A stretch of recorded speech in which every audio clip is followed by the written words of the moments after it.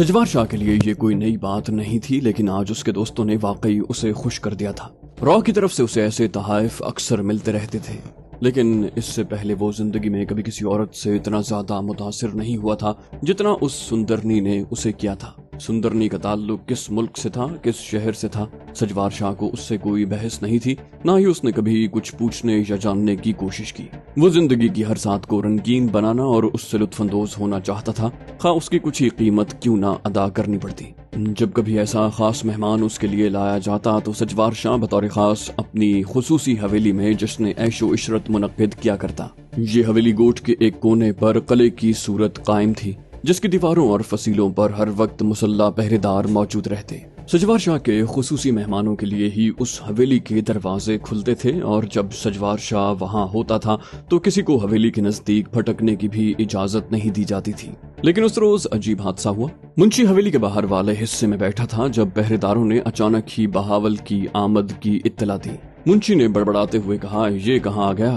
पहरेदार ने कहा, साईं, इसके 4 बंदे भी साथ हैं और वो रुकने वाला नहीं लगता। मुंशी के लिए बड़ी मुसीबत आन पड़ी थी। इन हालात में उसके लिए सजवार शाह से बहावल डाकू की मुलाकात करवाना नामुमकिन था, लेकिन ये बला टलने वाली नहीं थी। आज तक ऐसा नहीं हुआ था कि इस तरह अचानक बहावल उनसे मिलने आ गया हो। जरूर कोई खास बात ही होगी, उसने सोचा, लेकिन वो वटेरे सजवार शाह को किस तरह ये इत्तला पहुंचाए। उसकी मसरूफियात में मुखिल होने का मतलब भी मौत को आवाज देना था, जबकि बहावल को इनकार भी मुमकिन नहीं था। मुंशी के लिए न जाए रफ्तन न पाए मानदन वाला मामला बन चुका था। अभी वो इसी कश्मकश में मुब्तला था कि क्या करे और क्या न करे, जब अचानक सामने वाला दरवाजा खुला और बहावल अपने 4 मुसल्ला साथियों समेत अंदर घुस आया।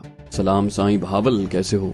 बाबा खैर तो है, कैसे आए हो अचानक? ना कोई खबर ना कोई इत्तला। मुंशी ने चर्ब जबानी से खुद को संभालना चाहा। बहावल बोला, मुंशी साहब, बाबा वडेरे सजवार शाह को फौरन इत्तला दो, मेरा इस वक्त मिलना बहुत जरूरी है। आज बहावल बदले हुए लहजे में बात कर रहा था। मुंशी बोला, बाबा बहावल बैठो साईं, आराम करो, बंदों के लिए खाने पीने का बंदोबस्त करते हैं, सुबह मुलाकात हो जाएगी। मुंशी ने चाहा कि कम से कम ये वक्त तो टाल दे। बहावल बोला, मुझे सुबह वापस डेरे पर पहुंचना है, वहाँ तुम्हारे बाप आ चुके हैं, फौज आ गई है, वडेरे शाह साहब को बुलाओ वरना हम खुद मिलते हैं। उसकी आवाज के साथ साथ चेहरे के तासुरात भी बदलने लगे थे। मुंशी बोला, बाबा बहावल, तुम होश में तो हो? किससे बात कर रहे हो? कुछ खबर है क्या? मुंशी के लिए उसका लहजा नाकाबिले बर्दाश्त था। बहावल बोला, मैं तो होश में हूँ, अलबत्ता तुमने अगर चंद मिनट में मुलाकात न करवाई तो शायद तुम्हारे होशो हवास गुम हो जाएंगे। ये कहते हुए बहावल ने अपने कंधे से लटकती क्लैशनकोफ को हाथ में थाम लिया। मुंशी ने कच्ची गोलियां नहीं खेली थी, एक जमाना देखा भाला था उसका। वो जानता था कि उसके सामने वो डाकू खड़ा है जिसने महज एक वडेरे की खुशनूती हासिल करने के लिए दर्जनों लोगों को मौत की घाट उतार दिया है। उसके लिए इंसानी जान की क्या कीमत हो सकती है? यूं भी आखिर वो हराम मौत क्यों मरे? अगर उसका कोई लेन देन था तो वडेरे सजवार शाह के साथ होगा, उसके साथ तो नहीं है, फिर वो क्यों ये बला अपने सर डाले? मुंशी ने फिर कुछ कहना चाहा, बोला, अच्छा बाबा ठीक है, मैं बात करता हूँ वडेरे से। तुम जानते हो इस हवेली में साईं किसी से नहीं मिलता, बाबा कोई मुसीबत आ सकती है। बहावल ने अपनी बंदूक बाकायदा उसकी तरफ सीधी करते हुए कहा, मुंशी क्यों अपनी जान से हाथ धोना चाहता है? पागल हो गया है? मुंशी बोला, चलता हूँ साईं, चलता हूँ। वो बादल नखास्ता उस कमरे की तरफ तो आ गया था जहाँ सजवार शाह मसरूफे अय्याशी था, लेकिन अब दरवाजा खटखटाने की हिम्मत उसे नहीं हो रही थी। दिल कड़ा करके उसने बिलाखिर दरवाजा खटखटा ही दिया। कमरे में मौजूद सजवार शाह ने दरवाजे पर आहट सुनकर यूं महसूस किया जैसे किसी ने उसके दिमाग पर हथौड़ा चला दिया हो। उसे अपने कानों पर उस वक्त तक यकीन न आया जब तक कि 3-4 मरतबा मुंशी ने दरवाजा नहीं खटखटा लिया। सजवार शाह गुस्से में पागल होकर पलंग से उठा और उसी हालत में दरवाजा खोल दिया। लड़की सहम कर एक कोने में दुबक गई। उसकी शक्ल पर नजर पड़ते ही मुंशी उसके कदमों में गिर गया। साईं खुदा के लिए मुझे कुछ न कहना, बहावल ने बंदूक की नोक पर मुझे यहाँ भेजा है, वो बाहर इंतजारगाह में बैठा है, अपने बंदों के साथ उसने मुझे धमकी दी है कि अगर मैंने आपको इत्तला न दी तो वो मुझे गोली मार देगा। साईं उसके तेवर खतरनाक दिखाई दे रहे थे, आज तक मैंने उसे इस हालत में नहीं देखा। सजवार शाह बोला, बक बक बंद करो। उसने मुंशी को इतनी जोर से डांटा कि मुंशी का दिल ही नहीं बरामदे की छत भी कांप उठी। सजवार शाह ने पूछा, कहाँ है वो कुत्ते का बिल्ला? मुंशी ने अपने नंबर बनाने चाहे, बोला, साईं बाहर खड़ा है, मैं भला उसे यहाँ आने की इजाजत दे सकता था? सजवार शाह बोला, चलो। मुंशी और सजवार शाह जब बाहर वाली बैठक में पहुंचे तो वडेरे सजवार शाह का सारा गुस्सा हरण हो गया। वहाँ बहावल अपने 4 साथियों समेत मौजूद था। सलाम साईं। बहावल ने उसे सलाम तो किया था, लेकिन उसके लहजे से बगावत की बू आ रही थी। सजवार शाह बोला, क्या बात है बहावल? اتنی رات گئے کیا مصیبت آ گئی تھی جو اس طرح بغیر اطلاع کے تم منہ اٹھا کر چلے آئے؟ سجوار شاہ کی اکڑ بہرحال برقرار تھی۔ بہاول بولا سائیں بات ہی ایسی تھی، یہ مجھ اکیلے کا مسئلہ نہیں ہے، اور جہاں تک اطلاع دے کر آنے کی بات ہے تو اب حالات بہت خراب ہو گئے ہیں، چاروں طرف پکی ملٹری بیٹھی ہے، کوئی راستہ محفوظ نہیں۔ سجوار شاہ نے بے نیازی سے ہاتھ اٹھا کر اسے روک دیا۔ اچھا بات کرو، کیا بات ہے؟ بہاول بولا سائیں یہ جو میرے ساتھی ہیں انہیں تو تم جانتے ہو نا، وڈیرا سیفل نے شہر سے جو بندے اغوا کروائے تھے اب ان کو لینے کے لیے اپنا قاصد بھیج دیا ہے۔ سائیں یہ لوگ دوسری گوٹ کے ہیں، ان کے 3 ساتھی اب تک مارے جا چکے ہیں۔ اپنی جان پر کھیل کر انہوں نے وڈیرا سیفل کے کہنے پر بندے اغوا کیے اور پھر انہیں سنبھال کر رکھا۔ آپ تو جانتے ہیں سائیں کہ ہم نے بندوں کی وجہ سے اب تک کتنے ٹھکانے بدلے ہیں، لیکن اب وڈیرا سیفل بغیر کچھ لیے دیے اپنے بندے واپس مانگ رہا ہے۔ سائیں یہ تو ظلم کی بات ہے، اب اس نے دھمکی بھی دے دی ہے۔ سائیں آپ کا خیال نہ ہوتا تو ہم اس کا جواب دینے کے بعد آپ سے رابطہ کرتے، لیکن میرے مجبور کرنے پر یہ لوگ ابھی تک رکے ہوئے ہیں۔ جیسے جیسے بہاول بات کر رہا تھا وڈیرا سجوار شاہ کی آنکھیں کھلتی جا رہی تھیں۔ اس کا شیطانی ذہن اچانک ہی انگڑائی لے کر بیدار ہوا تھا۔ اسے بھی وڈیرا سیفل پر بہت غصہ تھا۔ حرام خور سالہ مال اکیلا ہڑپ کر جاتا تھا اور بڑے شکار کی بچی کچی ہڈیاں اس کے سامنے پھینک دیا کرتا۔ سجوار شاہ سے زیادہ کسی وڈیرے کے ڈاکوؤں سے روابط نہیں تھے اور اس علاقے کے بڑے بڑے ڈاکو اس کی مٹھی میں تھے۔ اس کی وجہ سے وڈیرا سیفل بھارتی انٹیلیجنس کو لوٹ رہا تھا۔ ٹھیک ہے وہ علیحدگی کی تحریک کا سرغنہ تھا، لیکن اس تحریک میں اس کے ساتھ کتنے لوگ تھے؟ انگلیوں پر ان کی تعداد گنی جا سکتی تھی۔ اس کا سارا سیاسی گورکھ دھندا وڈیرا سجوار شاہ کے کندھوں پر چل رہا تھا۔ یہ سجوار شاہ تھا جو ان کے جلسوں کی رونق بڑھانے کے لیے اپنے مریدوں کو بھیجا کرتا تھا، اور یہ سجوار شاہ ہی تھا جو ان کے دشمنوں کو خوفزدہ کرنے، ہنگامہ آرائی، لوٹ مار، قتل و غارت کے لیے اپنے تخریب کار دیا کرتا۔ جب سب کچھ وہ کرتا تھا تو اسے حصہ برابر کیوں نہ ملتا؟ ٹھیک ہے ایک تیر سے 2 شکار کرتا ہوں، اس نے سوچا۔ اسے بیک وقت وڈیرا سیفل اور بہاول دونوں سے نجات حاصل کرنا تھی۔ بہاول کی کوئی بھی مجبوری رہی ہو، لیکن اس کی یہ حرکت سجوار شاہ کے لیے ناقابل برداشت تھی۔ اس نے منشی کے سامنے جو زبان بولی تھی، ایسی زبان سننے کی عادت سجوار شاہ خود کو نہیں ڈالنا چاہتا تھا۔ اس کی نقل کل کوئی اور بھی کر سکتا تھا۔ سجوار شاہ خود کو اس علاقے کا بلا شرکت غیر مالک اور وہاں کے مکینوں کو اپنا غلام سمجھتا تھا۔ اس کے بزرگ بھی ان لوگوں سے غلاموں کا سا برتاؤ کرتے چلے آ رہے تھے۔ اب صدیوں کی یہ روایت وہ کیوں توڑے؟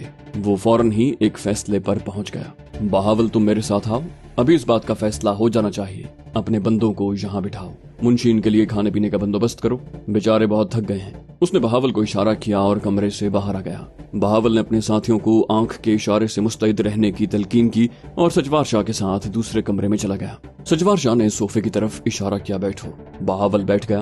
یہ اس کی پہلی باقاعدہ بغاوت تھی۔ آج تک اس علاقے کے کسی مکین کی جرت نہیں تھی کہ وڈیرے سجوار شاہ کے برابر بیٹھ سکے۔ وڈیرا خون کے گھونٹ پی کر رہ گیا۔ اس نے اپنے پاس دھرے موبائل فون پر کوئی نمبر ملایا تھا۔ دوسری طرف سے فون اٹھائے جانے پر اس نے کہا، وڈیرا سیفل سائیں کو جگاؤ، میں سجوار شاہ بول رہا ہوں۔ تھوڑی دیر بعد وڈیرا سیفل لائن پر تھا۔ سجوار شاہ نے اس سے کچھ باتیں کی جن میں زیادہ حوالہ بہاول کا تھا۔ اس نے فون پر یہ نہیں بتایا کہ بہاول اس کے پاس بیٹھا ہے۔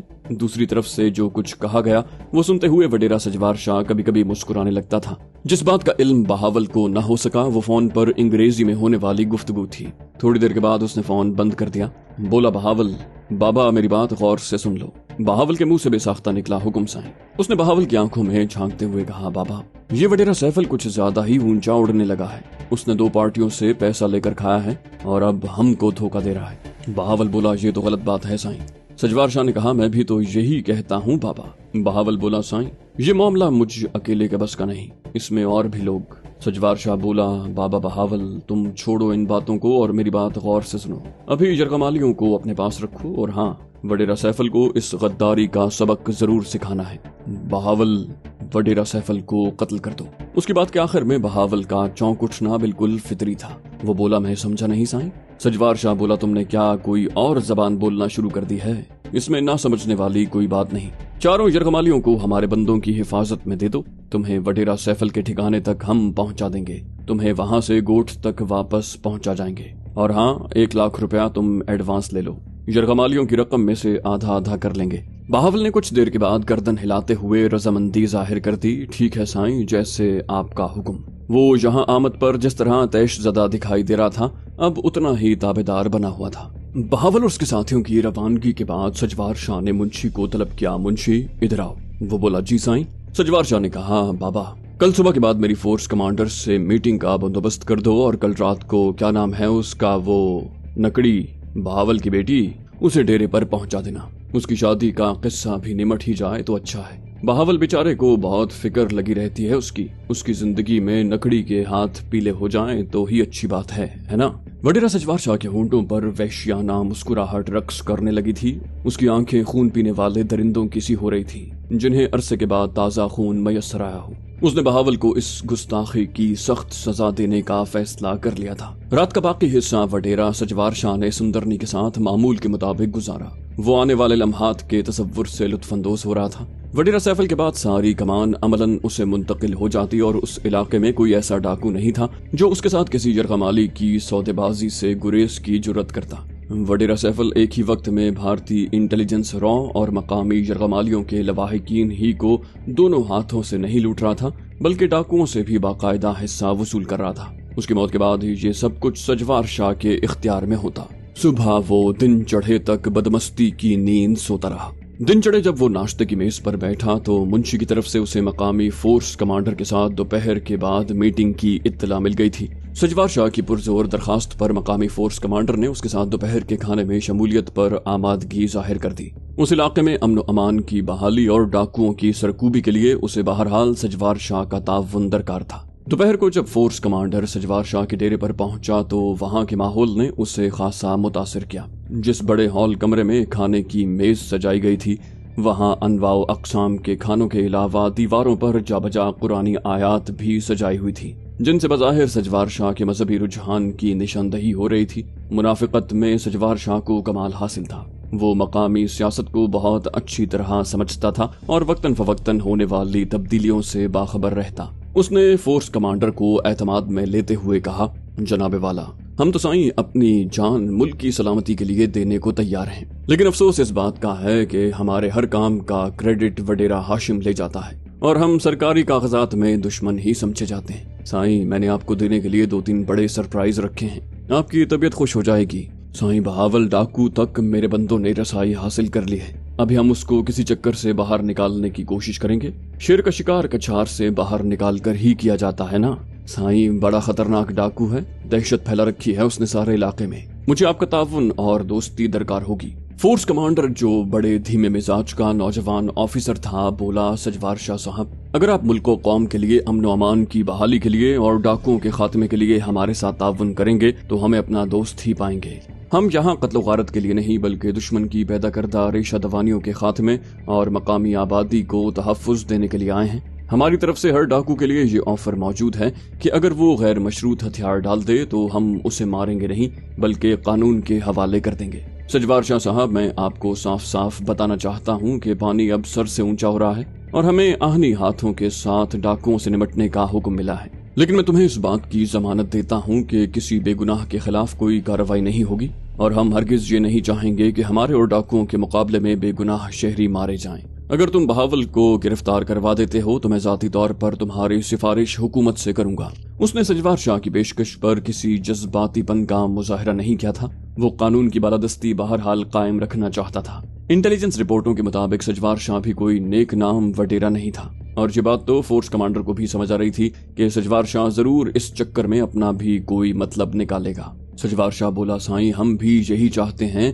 कि हुकूमत को हमारे मुताल्लिक जो गलत फहमियां फैलाई गई हैं वो खत्म हो जाएं। बाबा हम इस इलाके के रईस हैं और अपने लोगों की फलाह बहबूद चाहते हैं, इसके लिए हम अपनी हुकूमत से ताउन कर रहे हैं। फोर्स कमांडर बातों से ज्यादा अमल में यकीन रखता था। सजवार शाह बोला साईं बहावल खतरनाक आदमी है, उसने हमारे साथ जराइम में ताउन के लिए राब्ता किया है और बड़ी अच्छी पेशकश भी की है। इस ज़िमन में उसे हम धोखे से बुलाएंगे और अपना काम करेंगे।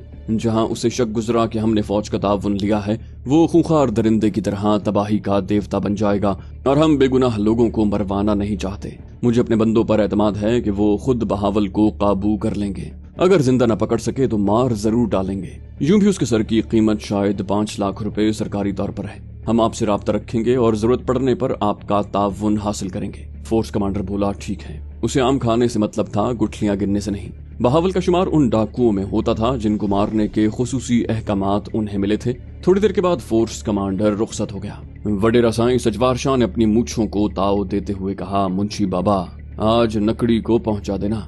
मुंशी बोला, भलो साईं भलो।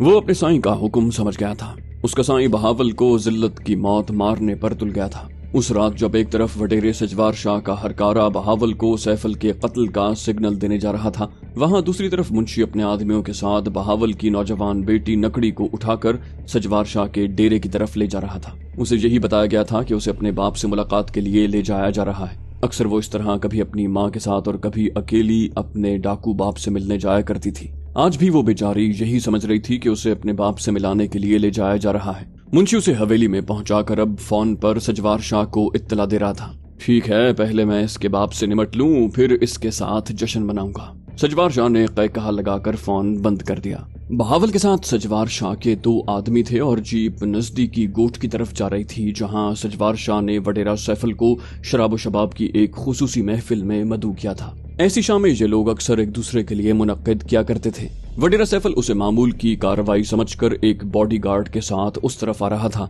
जैसे ही उसकी जीप ने गोट की तरफ जाने वाली जैली कच्ची सड़क का मोड़ काटा, जीप को जोर से धचका लगा। अचानक ही ड्राइवर के सामने एक दरख्त की बड़ी सी शाख आ गिरी थी। ये दरख्त उस कच्ची सड़क के किनारे मौजूद था, जिस पर बैठा एक शख्स बड़ी देर से उस जीप के आगे कोई शाख गिराने का मुंतजिर था। जैसे ही ड्राइवर ने संभल कर दरख्त की तरफ देखा, ऊपर बैठे शख्स ने उन पर गोलियां बरसानी शुरू कर दी। उसके साथ ही बहावल और उसके दोनों साथियों ने अपनी बंदूकों से शोले उगलने शुरू किए और चंद मिनट ही में वडेरा सैफल अपने दोनों साथियों समेत खून में नहा गया। हमलावर जिस जीप में आए थे अब उसमें सवार होकर वापस जा रहे थे। 15 मिनट के सफर के बाद उन्होंने सड़क के किनारे एक डेरे के नजदीक जीप रोकी और बहावल से वहां उतरने को कहा। बहावल ने हैरानी से पूछा, ये कौन सी जगह है? ड्राइवर ने अचानक उसकी तरफ पिस्तौल तान लिया, नीचे उतरो, अभी इल्म हो जाएगा। बहावल ने चाहा कि अपनी बंदूक संभाले, लेकिन उसकी बंदूक पर सजवार शाह का दूसरा आदमी काबिज था। बहावल चकरा कर रह गया। उसके कानों और दिमाग में एक ही लफ्ज बार बार गूंज रहा था, धोखा। दोनों ने उसकी तरफ बंदूकें तान कर कहा, नीचे उतरो। बहावल के लिए फिल वक्त उनके हुक्म की तामील के सिवा कोई चारा नहीं था। वो चुपचाप नीचे उतर गया। दोनों उसे बंदूक की नोक पर डेरे के अंदर ले गए, जहां वडेरा सजवार शाह उसका मुंतजिर था। उसने बंदूक बरदारों की तरफ देखते हुए पूछा, सुनाओ बहावल बाबा, काम हो गया? सजवार शाह ने दीवाना वार कहा लगाते हुए कहा, ये तो एक दिन होना ही था बहावल। फौज इलाके में आ गई है। मैंने सोचा तुमने अगर मरना ही है तो किसी और के हाथों क्यों मरो? हमारे हाथों लगाए हुए पौधे का फल कोई दूसरा क्यों खाए? ये तो नाइंसाफी हुई ना। सजवार शाह ने दीवाना वार कहा लगाया। बहावल बोला, सजवार शाह तू कुत्ते की मौत मरेगा, मेरी बात याद रखना। और हाँ, तुम ये हसरत ही दिल में लेकर मर जाओगे कि बहावल तुमसे रहम की भीख मांगेगा। सजवार शाह, मैंने जिस रोज हथियार उठाए थे उस रोज से ही मौत को गले लगाए हुए फिर रहा हूँ। अफसोस मैंने तुझ जैसे जलील इंसान को पहचानने में गलती की। सजवार शाह बोला, तूने एक और गलती भी की है बहावल, जो नाकाबिले माफी थी। तूने मेरे साथ बदतमीजी की। अभी उसकी बात नामुकम्मल ही थी कि बहावल ने चाहा कि अचानक उस पर छलांग लगाए, लेकिन उसके दिल की हसरत दिल में ही रह गई। सजवार शाह के साथी उससे ज्यादा होशियार थे। चंद सेकंड के अंदर दर्जनों गोलियां उसके जिस्म से पार हो गईं। सजवार शाह ने अपने साथियों को हुक्म दिया, तुम लोग जाओ, यहाँ सिर्फ ड्राइवर और मुंशी को छोड़ दो। उन लोगों की रवानगी के फौरन बाद ही उसने फोर्स कमांडर से टेलीफोन पर राब्ता करके उन्हें वहां आने के लिए कहा। उसने फोन पर कहा, साईं हमें अफसोस है कि आपका मुल्जिम जिंदा आपको न दे सके। चलिए, जो काम किसी और ने करना था वो हमने कर दिया। फोर्स कमांडर के वहां पहुंचने तक मकामी प्रेस के नुमाइंदे और फोटोग्राफर भी वहां आ गए थे। सजवार शाह ने बड़ी कामयाबी से सारा ड्रामा स्टेज किया था। फोर्स कमांडर को इस बात की समझ तो आ गई थी कि सजवार शाह ने सब कुछ तयशुदा प्रोग्राम के तहत किया है। फिर भी उसके लिए ये बात कम से कम काबिले इत्मीनान रही थी कि एक शैतान के हाथों ही सही दूसरे शैतान का खातिमा तो हुआ। उस रात सजवार शाह ने बहावल की बेटी को बेआबरू करके अपने फतह का जश्न मनाया। उसने अपनी दरिंदगी की तस्कीन हर पहलू से कर ली थी और अब मुतमईन होकर शराब के नशे में धुत बेखबरी की नींद सो रहा था। बहावल की बेटी दूसरे बिस्तर पर अपनी बेबसी के आंसू बहा रही थी जब अचानक ही उस पर वहशत का दौरा पड़ा।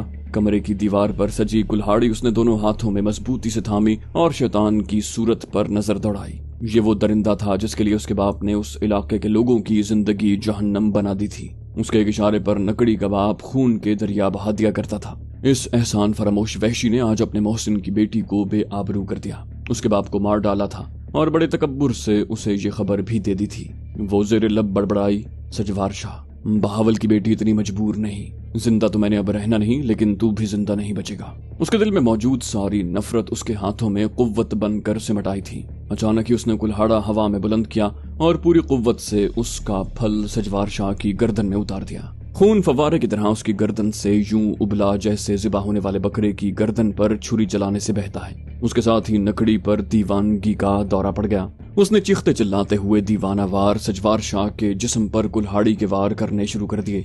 यूं लगता था जैसे वो उसके जिस्म का कीमा ही कर डालेगी।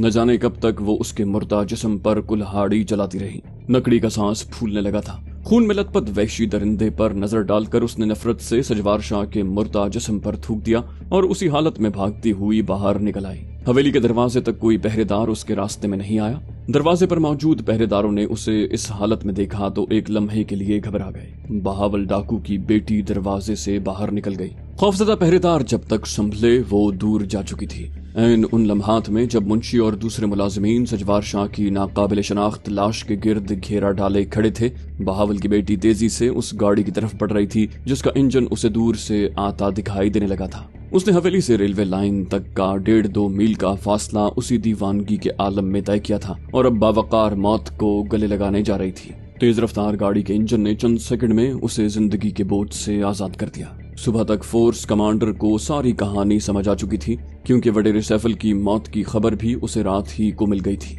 उसने कड़ी से कड़ी मिलाकर सारा मुअम्मा हल कर लिया था। उसका ईमान इस बात पर मजीद मुस्तहकम हो गया था कि खुदा इस मुल्क की बाहर सूरत हिफाजत करेगा। दोनों गद्दारों की मौत मकाफात अमल ही का नतीजा थी। अगर उनमें कोई एक भी कानून नाफिज करने वाले किसी इदारे के हाथों मारा जाता तो सिंध मूवमेंट के वर्कर्स किए जज्बाती तूफान का रुख रॉ पाकिस्तानी फौज की तरफ मोड़ देती और एक नई मुसीबत खड़ी हो जाती। सुबह के अखबारात ने रात को होने वाली 4 हलाकतों की कहानी को हकायक के साथ बयान कर दिया। सिंध मूवमेंट के 2 लीडरों का अपने ही लोगों के हाथों मारे जाना वहां के सादा लौह लोगों को ये बताने के लिए काफी था कि खुदा के नाम पर हासिल करदा इस मुमलिकत की हिफाजत से उसके हुक्मरान तो गाफिल रह सकते हैं, कुदरत कभी गफलत नहीं बरत सकती।